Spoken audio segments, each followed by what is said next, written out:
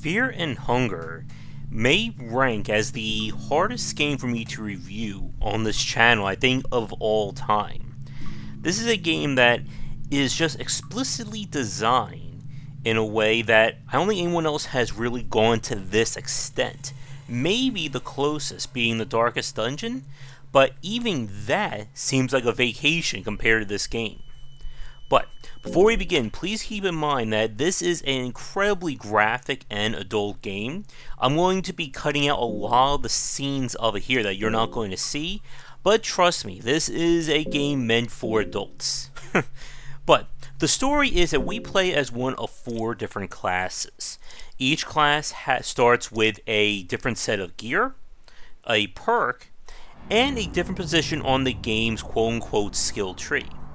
But regardless of who you play as, you have come to the dungeon known as Fear and Hunger, probably the most disturbing place imaginable, and you have a mission to achieve there.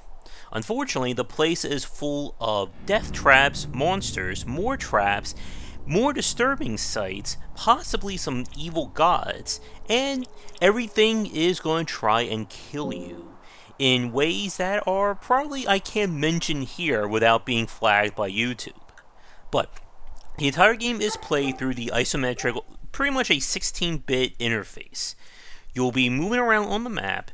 All encounters occur kind of in place, or they're locked. So there are no random enemies that are going to pop up on screen to attack you. But the game makes use of procedural and random generation in several key aspects that are pretty much designed to push the game to the challenging as it will go. So the first one is that the levels or the environments themselves are loosely procedurally generated. There are set biomes throughout Fear and Hunger that you're going to run into, but what events and where things are kind of placed or the design are shuffled on each playthrough. So you're still going to be going through the same areas, 1, 2, 3, and so on, but what you find in them, or where you're going to be going within, is entirely up to the game. The other point, and this is where things get very polarizing for the game, outside of several set item placements, every item in the game, from healing items to gear that can improve your character to new skill upgrades, is entirely and 100% randomly shuffled. This is a very big deal because Fear and Hunger is a punishing game along these lines. Any enemy can very well leave you in an injured state or completely weakened, and without having recovered items to get through it, you're going to be made weaker and weaker or just outright die.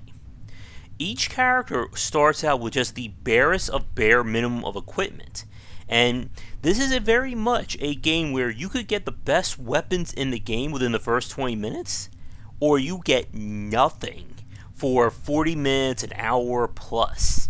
It is just that brutal.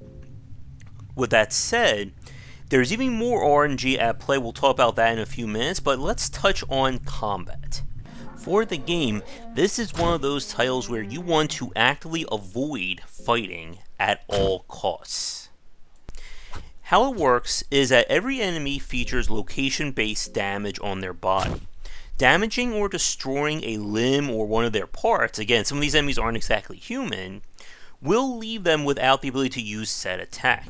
Your ultimate goal is to either stagger the enemy so you can land a killing blow, sometimes chopping off their head, but once again, there are enemies who, headless, will still kill you, or doing enough damage to just completely destroy the body. All the while, the enemy is able to attack you with each one of their limbs, or again, whatever they have, that they can use to damage you for that turn. Sometimes attacks may take several turns to charge, and when things hit, they can hit very hard. Don't be surprised if you lose a limb or 2, or sometimes 4, while you're fighting some of these enemies. Any kind of status debuff or disease or stuff like that will last outside of that battle, and again, you must use healing items to avoid it. Now, even though the enemies are wandering around the map, you can still interact with them in some regard. There are traps and other items you can place that you can use to weaken an enemy or outright kill them before combat begins. But like I said, this is a game that is not above killing you in the worst ways possible. And it is very likely that every one of you watching this video right now will die within the first 10 minutes of playing the game on your very first play. Again, this is a game that it's fair in the fact that it is entirely unfair. And we're about to go on a little design philosophy rant, but first, a quick shout out to our Patreon supporters and sponsors. And when we come back, I want to talk a little bit more about just why Fear and Hunger is such a hard game to analyze. And now a quick shout out to our current Game Wisdom Patreon supporters and sponsors. And if you'd like to continue this discussion on game design, be sure to check out our Discord channel, link down below. As we said, Fear and Hunger is a very hard game to examine because this is not a fair game or a quote-unquote fun title. This is not something that you're going to be able to just pick up and immediately have an easy time with. And part of that has to do with how RNG factors into things. As we said in the last section, all drops are randomized, but the game goes further than that. Just about every major and minor decision comes with a coin flip, as you see on the screen here.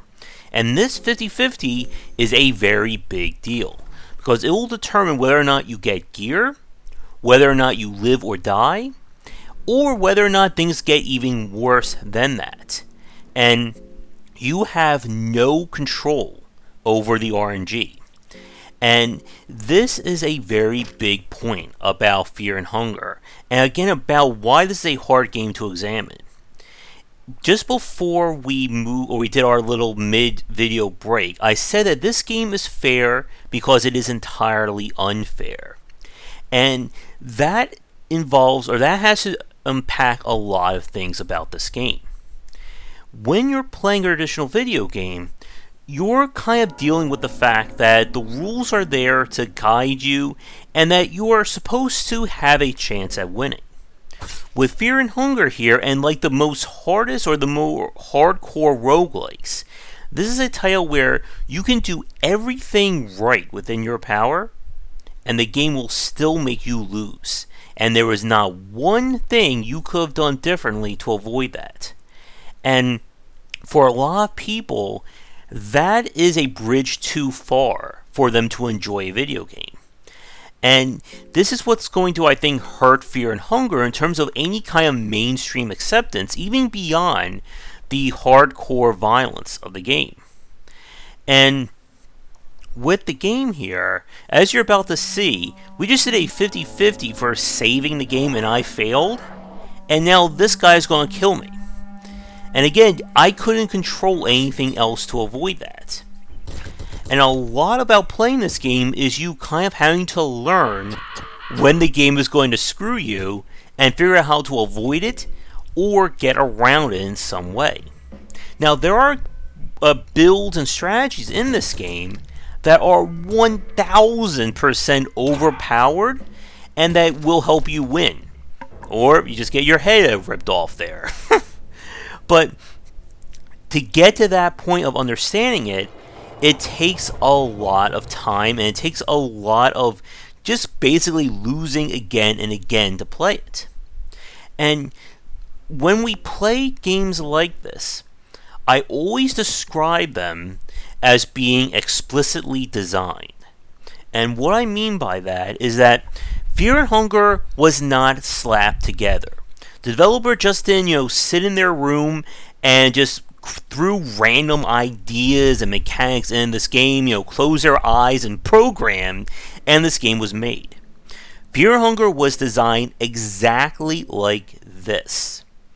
And these kinds of games are some of the hardest to review, because even if you don't like the game, this game was built like this. There was nothing left out, nothing that was done haphazardly.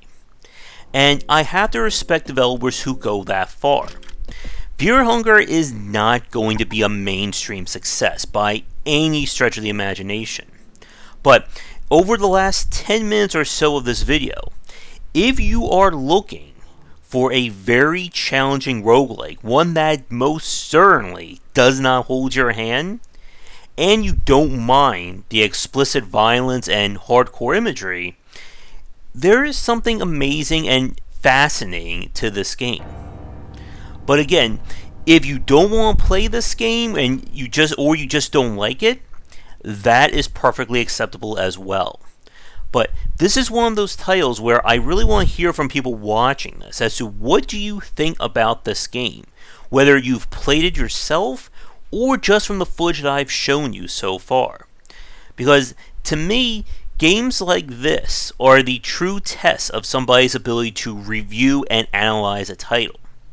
Because there is nothing else like this game, and this is not the game that you're going to be let me rephrase that another way. This is not the game you're going to be seeing IGN going to give front page coverage to anytime soon.